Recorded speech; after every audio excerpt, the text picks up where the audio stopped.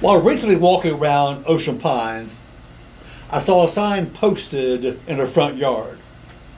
That sign proclaimed, "Drive like your kids live here."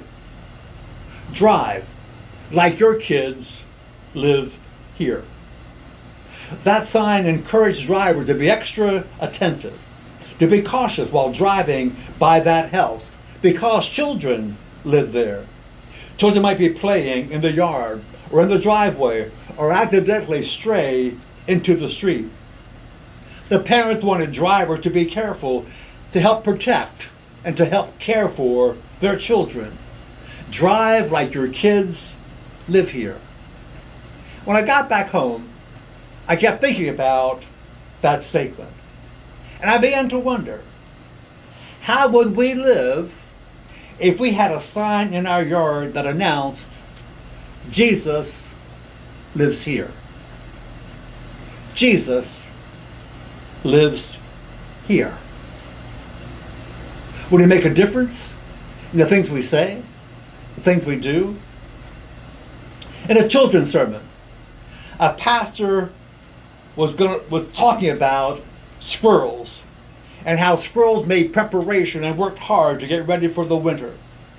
The pastor said to the children, "I'm going to describe an animal, and I want you to raise your hand and tell me what it is when you know." The pastor said, "The animal I'm thinking about lives in trees and eats nuts." Nobody put a hand up. "This animal," the pastor said, "is gray, has a long bushy tail." Still, neither children raised a hand. They were looking at each other, but still, no one raised a hand.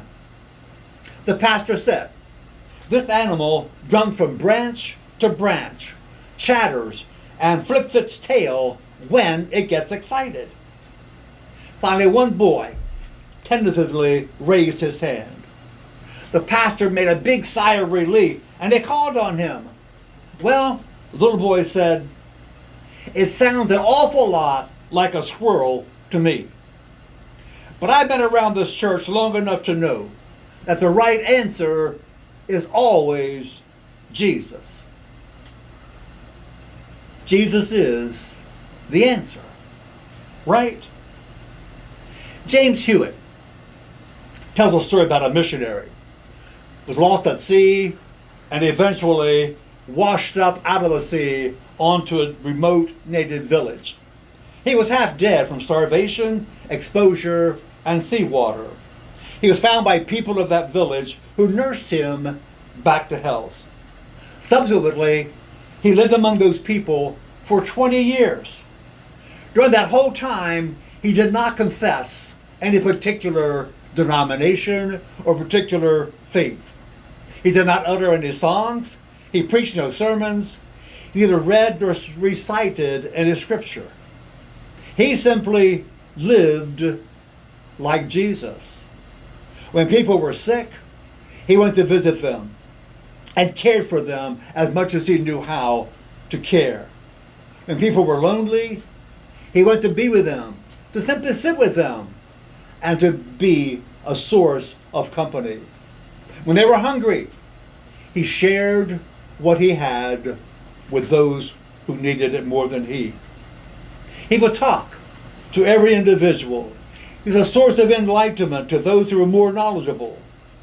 He always took the side of those who had been wronged. There's not a single human condition with which he did not identify. After 20 years,